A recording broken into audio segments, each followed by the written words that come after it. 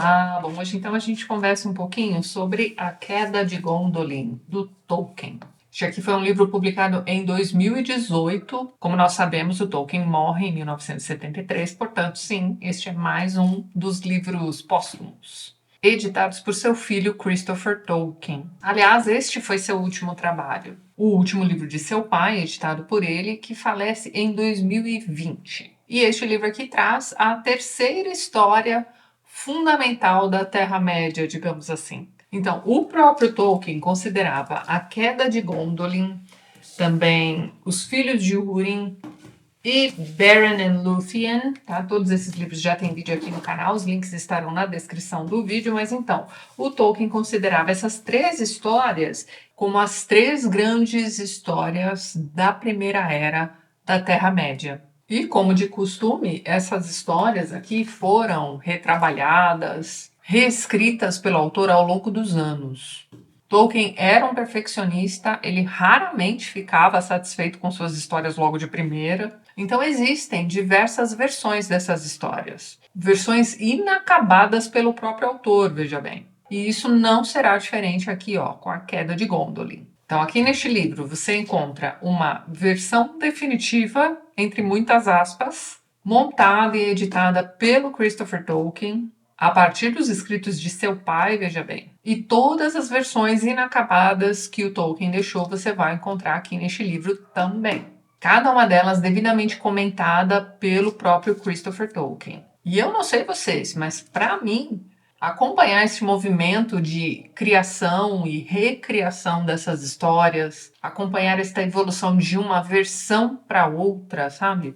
As modificações que foram sendo feitas ao longo do tempo. Então, para mim, este é o grande diferencial desta trilogia. Sabe que a gente pode chamar de trilogia aqui?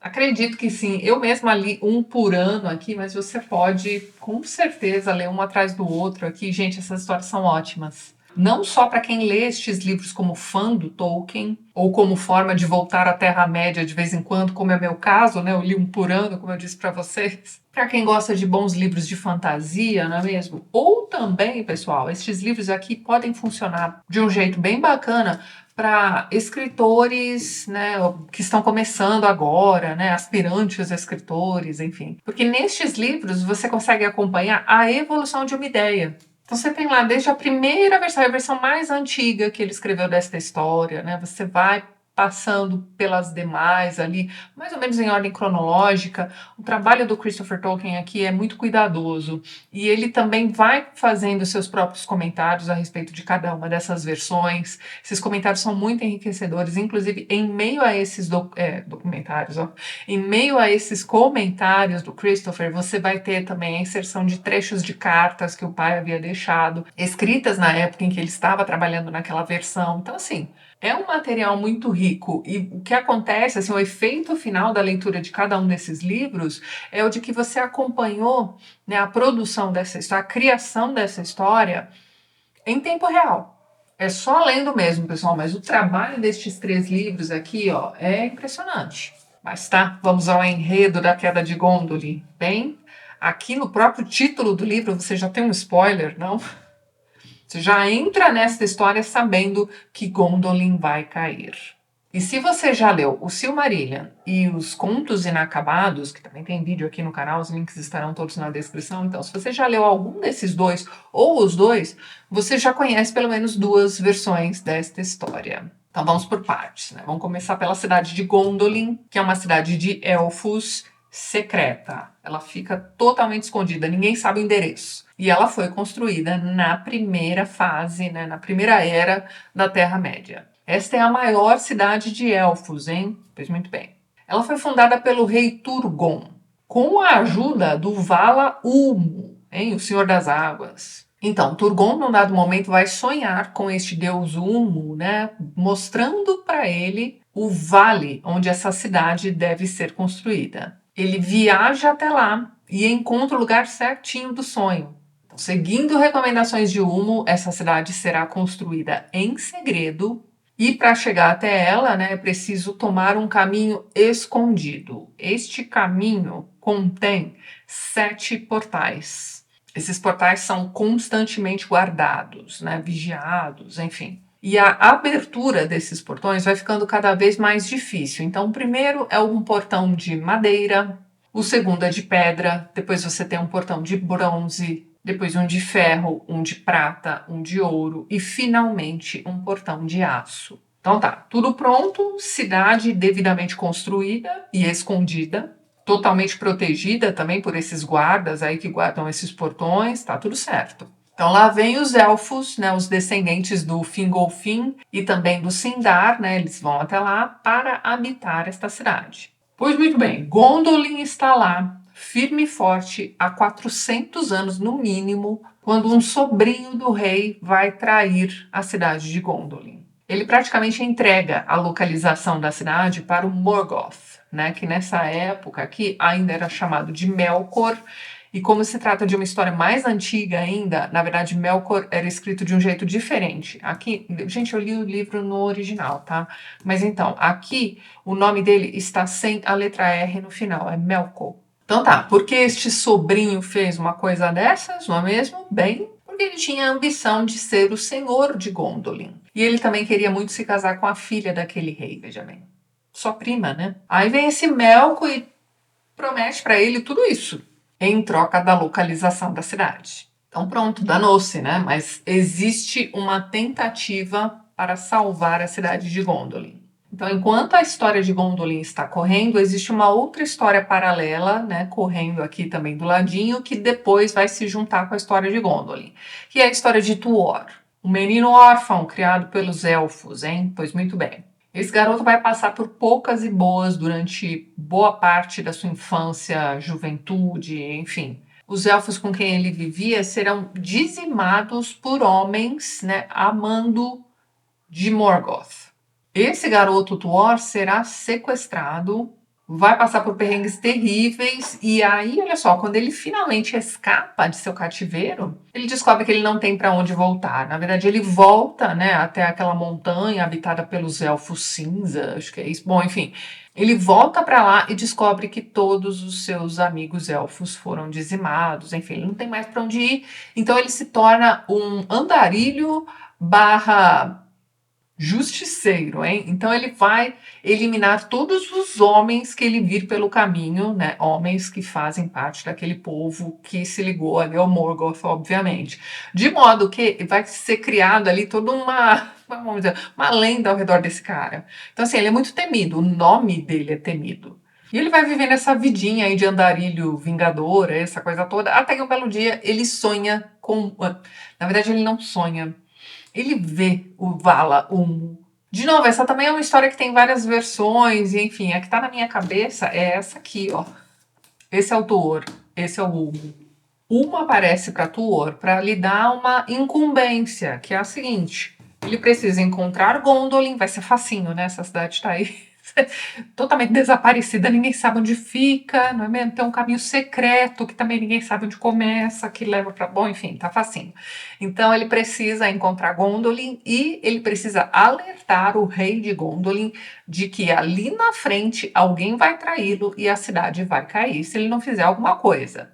Então tá, lá vai esse menino nessa jornada. Pois muito bem. Ele vai encontrar Gondolin, na verdade ele encontra o caminho secreto, ele vai passar por esses portões e existem algumas versões inacabadas desta história que só vão dar conta dele tentando ultrapassar esses portões. E assim, você não fica sabendo o que vai acontecer depois. Então, se você leu alguma dessas versões, ó, saiba que aqui neste livro você tem todos os desdobramentos. Então, ele consegue ultrapassar esses portões. Quando ele chega no último, ele já está combalido ali, enfim, mas ele consegue também. E aí ele será recebido em Gondolin, vai conseguir falar com o rei, afinal de contas, né, ninguém consegue ultrapassar os portões de Gondolin, aquele cara conseguiu. Então, ele não é qualquer um, não é mesmo? Então tá, o rei vai recebê-lo, vai ouvir ali sua profecia, não é mesmo? Ele entra ali como um profeta, para pensar. Se tem um Deus te mandando uma mensagem, você precisa... Bom, enfim. Ele aceita esse alerta, mas não tem muita coisa que ele possa fazer a respeito porque ele se recusa terminantemente a sair de lá. Afinal de contas, foi ele quem, né, construiu aquela cidade, foi ele quem a fundou, enfim. Ele não quer abrir mão de Gondolin, não é mesmo? Pois muito bem. Era o que dava para fazer, né? A queda daquela cidade, como a queda de todas as outras cidades de elfos, né, era inevitável. Então, o que poderia ser feito é levar todo mundo embora dali. Mas nem isso vai ser feito. Só na hora que o bicho pegar mesmo. Então, lembra que isso era uma profecia, tá? Então, isso ainda levaria um tempo para acontecer.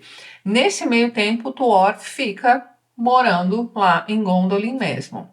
Então, ele vai se tornar um homem de confiança ali do rei, vai se interessar pela filha do rei também e curiosamente, né, nós vamos ter um rei élfico aí totalmente a favor do casamento de sua filha com um homem, né? A gente saiu da leitura de Beren e Lúthien, né? Você lembra que todos os entreveros aqui pelos quais o Beren precisa passar é para finalmente se mostrar seu valor, né, para o pai da menina, para poder ficar com ela no final das contas. Aqui não, aqui vai ser super sussa, né?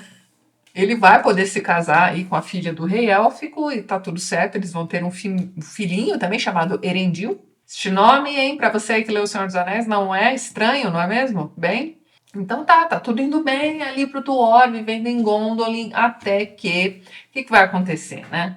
Enquanto ele tá ali caindo nas graças do rei, fazendo amizade, né, se tornando um homem de confiança, o braço direito, você tem ali a mão da filha sendo dada para esse cara, esse estrangeiro, esse cara que nem elfo é, não é mesmo?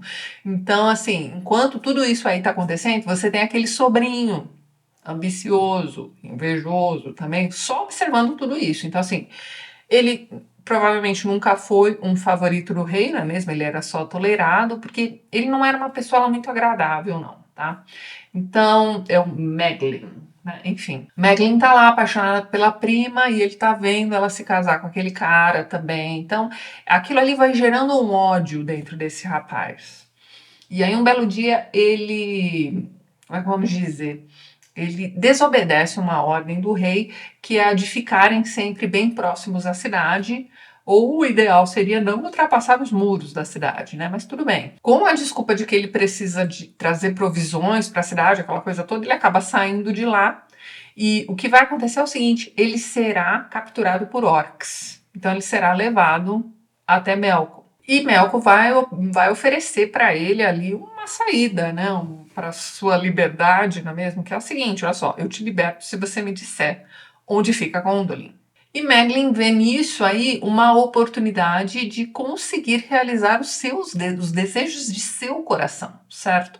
Então ele diz, ó, não, na verdade é o seguinte, eu só vou te passar a localização de Gondolin se você me prometer o trono da cidade e também a mão da filha do rei.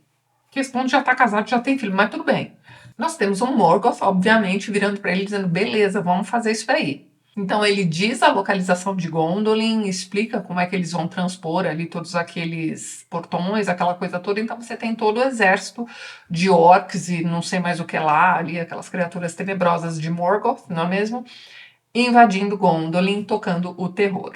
Você tem esse Meglin super achando que ele vai ser super ajudado ali pelo Morgoth a se tornar o rei daquele... o rei dos escombros, né? Porque a cidade está sendo destruída mesmo, né? Durante essa batalha aqui. E nisso nós temos o Tuor tentando salvar a família, né? E aí nós temos o Meglin num momento bastante dramático, pegando a criancinha, né? O filho dele e da prima, né? Ameaçando jogar a criança ali pelos muros da cidade, né? Aquela coisa toda. Então, assim, o Tuor não tem muito o que fazer.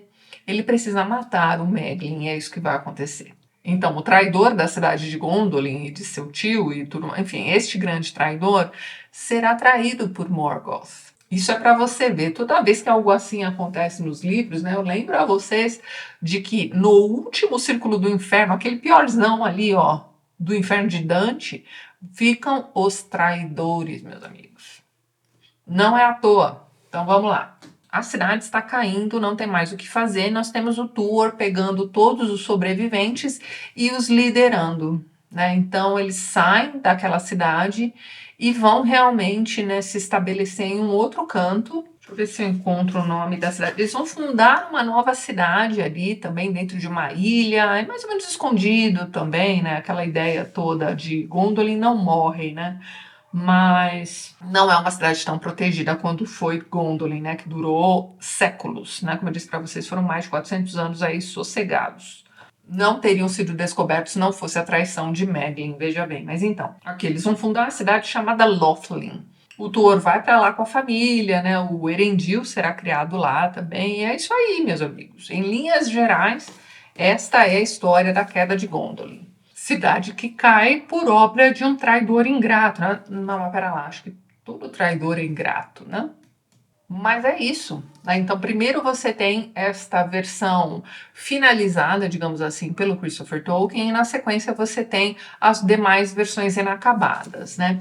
Então, ao ler essas outras versões inacabadas da história, você vai vendo os acréscimos à narrativa, você vai vendo também trocas de nomes, né? Ou de eventos também. Muitas vezes a ordem de alguns eventos serão trocadas. Bem, é interessante fazer essa leitura e ir percebendo aí quais foram as modificações que o Tolkien foi fazendo ao longo do tempo. E é curioso também você notar que quando o Tolkien retoma a história, ele a retoma do início. Então ele não continua, ele não segue de onde ele havia parado anteriormente. No fim das contas, né, quando você termina de ler todas essas versões aqui, inacabadas e tudo mais, você fica com aquela impressão de que você está lendo diversas versões de um mesmo mito. Isso acontece, por exemplo, quando você se interessa por mitologia, né, seja grega, enfim, seja lá qual for.